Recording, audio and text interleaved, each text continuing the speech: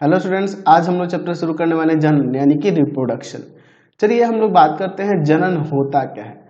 हम यह जानते हैं कि हर एक जीव को अपने जैसा यानी अपने समान जीव को पैदा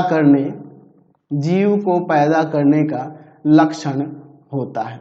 जैसे मैं एक बंदर की बात करता हूं तो एक मादा बंदर से एक बच्चा उसका जन्म लेता है और फिर वह वृद्धि करके वो अपने में वृद्धि करके वह पुनः जनन के योग्य बन जाता है और फिर वो एक बड़ा बंदर बन जाता है और फिर वह जनन के योग्य बन जाता है और फिर उससे एक संतान की उत्पत्ति होती है। तो यह प्रक्रिया हमेशा चलते रहता है, लगातार चलते रहता है, जिसके कारण उसी प्रकार के नए जीवों की उत्पत्ति होते रहती है।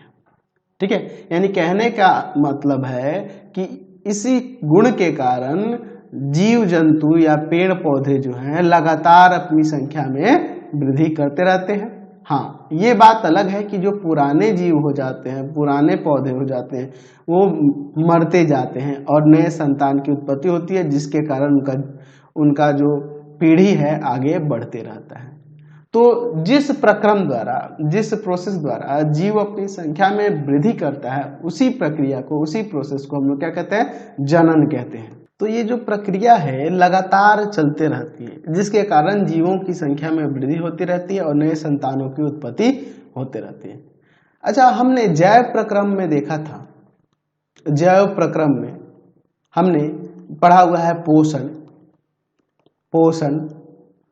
श्वसन, उत्सर्जन। तो इन सब को जरूरत होती है हमें जीवित रहने के लिए।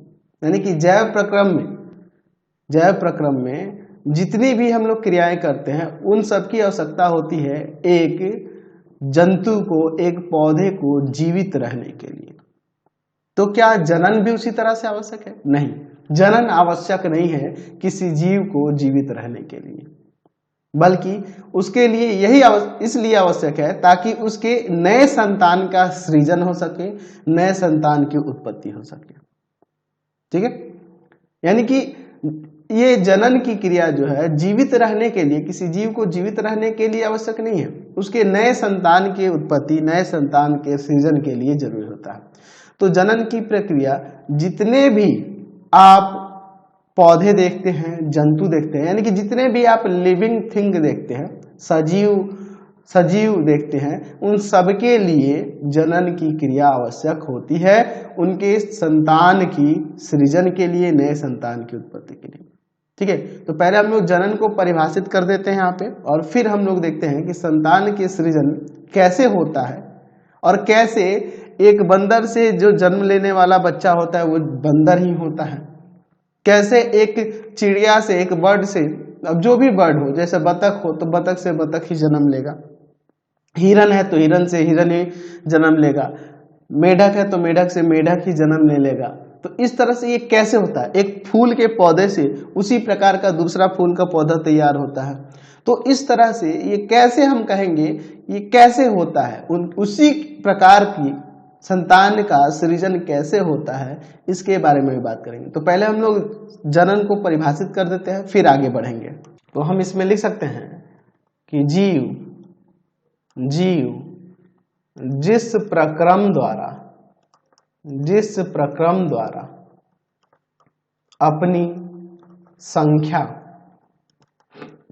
अपनी संख्या में वृद्धि करता है, जिस प्रोसेस द्वारा अपनी संख्या में वृद्धि करते हैं,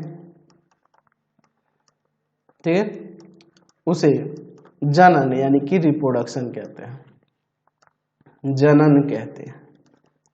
तो क्लियर हो गया जनन क्या है। अब हम लोग संतान के सृजन के बारे में थोड़ा सा समझते हैं। तो चलिए मैं यहाँ पे हेडिंग दे देता हूं, जीवों द्वारा समान संतति या फिर संतान का सृजन, इसके बारे में हम लोग बात करते हैं। हम लोग ये जान चुके हैं कि जनन क्रिया द्वारा जीव अपने समान, अपने जैसा संतति की उत्पत्ति करता है, अपने जैसा संतति की उत्पत्ति करता है। ठीक है, जैसे आप ही अपने आप को ले लो, है ना, साथ में ही अपने फादर को लो और मदर को लो। आप अपने फादर मदर से जन्म लिए हैं, है ना जी। आप जब अपने फादर मदर से जन्म लिए हैं तो आप भी यहाँ पर एक मनुष्य के रूप में ही जन्म लिए हैं, क्योंकि आपके माता पिता भी मनुष्य थे। आपके माता पिता मनुष्य थे, इसलिए आप भी मनुष्य में ही जन्म लिए हैं। लेकिन आपके चेहरे में और आपके माँ बाप के चेहरे में बहुत सारी भिन्नताएं नजर आएंगी, है ना।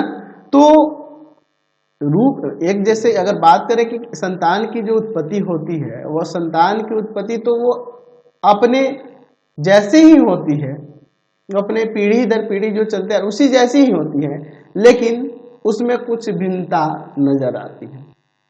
किसी ना किसी रूप से आपको उसमें अंतर दिखेगा।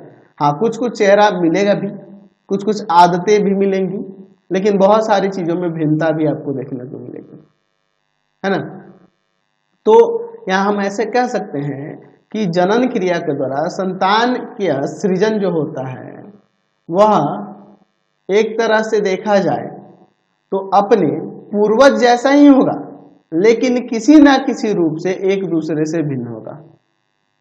ठीक है, ऐसा क्यों होता है? आप जैसे अपने माता पिता से अलग क्यों दिखते हैं तो आप भी मनुष्य ही, लेकिन अलग क्यों दिखते हैं, इसके बारे में थोड़ा सा हम लोग भी चर्चा कर लेते हैं। देखिए, हम लोग जानते हैं कि हमारे शरीर की रचनात्मक और क्रियात्मक इकाई क्या होती है? कोशिका होती है। ये हम लोग जानते हैं, रचनात्मक और क्या, यानी कि हमारा पूरा शरीर जो है कोशिकाओं का ही बना हुआ है। हम लोग ये भी जानते हैं कोशिकाओं के भीतर केंद्रक होता है, ये जो देख रहे हैं यहाँ पे केंद्रक होता है। ठीक है, हमने क्लास 9 में पढ़ा हुआ था। और केंद्रक के भीतर गुणसूत्र पाया जाता है, जिसके अंदर डीएनए, जिन्हें हम लोग जीन के नाम से भी जानते हैं, ये मौजूद रहते हैं। यही जो डीएनए दिख रहे हैं, है ना जी, गुणसूत्र के अंदर जो डीएनए दिख रहे हैं, यही आपके अनुवांशिक गुणों के वाहक होते हैं। अब अनुवांशिक गुण क्या होता है? तो एक पीढ़ी से दूसरे पीढ़ी में ट्रांसफर होने वाला जो गुण होता है उसी को अनुवांशिक गुण कहेंगे। ठीक है, या आप ऐसे भी कह सकते हैं कि जो गुणसूत्र होते हैं, क्योंकि गुणसूत्र के अंदर ही आपका डीएनए पाया जाता है, तो जो गुणसूत्र होते हैं यही आनुवांशिक गुणों के वाहक होते हैं। आनुवांशिक गुण यानी कि एक पीढ़ी से, यानी कि आपके माता पिता से आप में जो गुण आया, हो सकता है कि आपके चेहरे का बनावट, नाक के बनावट, आंख का बनावट, है ना, आपके बोलने का तरीका, आपके चलने का तरीका, कुछ ना कुछ उसमें सिमिलरिटी मिल गई। तो आनुवांशिक गुण किन से मिलते हैं? आपके फादर मदर, आपके माता पिता, फादर मदर से हो सकते हैं, आपके नाना नानी से हो सकते हैं, और आपके दादा दादी से हो सकते हैं। ठीक है, तो उनके गुण आप में आ सकते हैं। तो यानी कि कहने का मतलब कि आनुवांशिक गुण वे हैं जो जनक से उनके संतति में ट्रांसफर होते हैं। ठीक है, जनन से उनके संतति में ट्रांसफर होते हैं। तो आनुवांशिक गुणों के वाहक कौन कहलाते हैं? गुणसूत्र कहलाते हैं। अब देखिए होता क्या है, तो अगर डीएनए में परिवर्तन आता है, अब वो कैसे परिवर्तन आएगा? ठीक है, इसके बारे में भी बात कर लेते हैं। तो देखिए एक्चुअल में होता क्या है कि जनन क्रिया के समय, या फिर आप ऐसे कहिए कि कोशिका विभाजन के समय, ठीक है, कोशिका विभाजन के समय जो क्या होता है कि पहले स्टेप में डीएनए का नकल एक बनता है, यानी कि जो आपका डीएनए है उसी का एक नकल वहां पर तैयार होता है। डीएनए का एक कॉपी तैयार होता है, एक नकल तैयार होता है। ठीक है, तो नकल क्यों तैयार होता है? क्योंकि जब कोशिका विभाजन होगा, जब कोशिका का विभाजन होगा, है ना, कोशिका का जब विभाजन होगा तो दोनों कोशिकाओं को डीएनए मिल सके, इसके लिए डीएनए की एक प्रतिकृति तैयार होती है। ठीक है, दोनों कोशिकाओं को इसकी एक एक कॉपी मिल सके, इसलिए डीएनए तैयार होता है। ठीक है, अब देखिए तो ये जो डीएनए की नकल तैयार होती है, इस डीएनए के नकल को तैयार करने में हमारे अंदर, हमारी कोशिकाओं के अंदर बहुत सी रासायनिक क्रियाएं होती हैं, जिसके फलस्वरूप डीएनए की प्रतिकृति तैयार होती है। ठीक है, अब जरूरी नहीं है कि सिर्फ डीएनए की प्रतिकृति ही तैयार हो, साथ ही साथ कोशिका के भी जितने भी अवयव हैं, है ना, कोशिका के अंदर, जैसे मनुष्य के अंदर हम लोग देखे हुए हैं ना जी, लाइसोसोम, राइबोसोम, माइटोकॉन्ड्रिया, ये सारे की सारी चीजों का भी निर्माण होते जाता है साथ ही साथ। अच्छा, उसका भी तो निर्माण होगा ना, डीएनए की नकल तैयार होने के साथ साथ उन सभी चीजों का भी निर्माण होने लगता है। और इसलिए होता है कि जब पूरी तरह से कोशिका विभाजन होगा तो दोनों कोशिकाओं को डीएनए अलग अलग प्राप्त हो सके। ठीक है, तो जब इसकी नकल तैयार होती है डीएनए की, तो इस नकल में कुछ इन दोनों में कुछ भिन्नता नजर आएगी। इसका जो नकल तैयार होगा इसमें और पहले वाले डीएनए में, दोनों में कुछ भिन्नता पाई जाएंगी।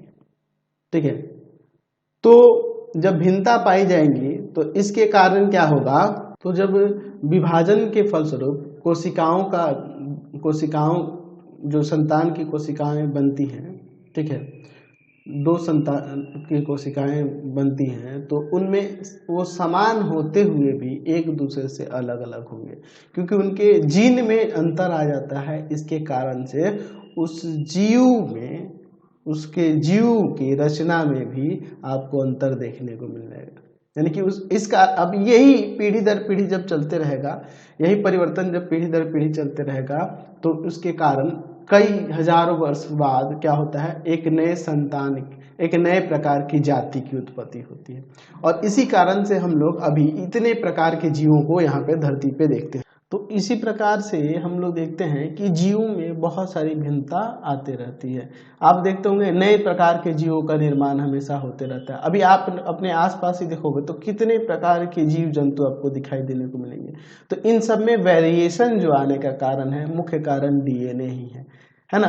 तो कैसे जीवों की उत्पत्ति हुई, ये कैसे जीव उत्पन्न हुए, इनमें भिन्नता कैसे आई, इसके बारे में हम लोग अगले चैप्टर में पढ़ेंगे। तो फिलहाल अभी जान लीजिए कि जीव जो होते हैं, जीवों में भिन्नता आने के कारण मुख्य कारण डीएनए में परिवर्तन ही होता है।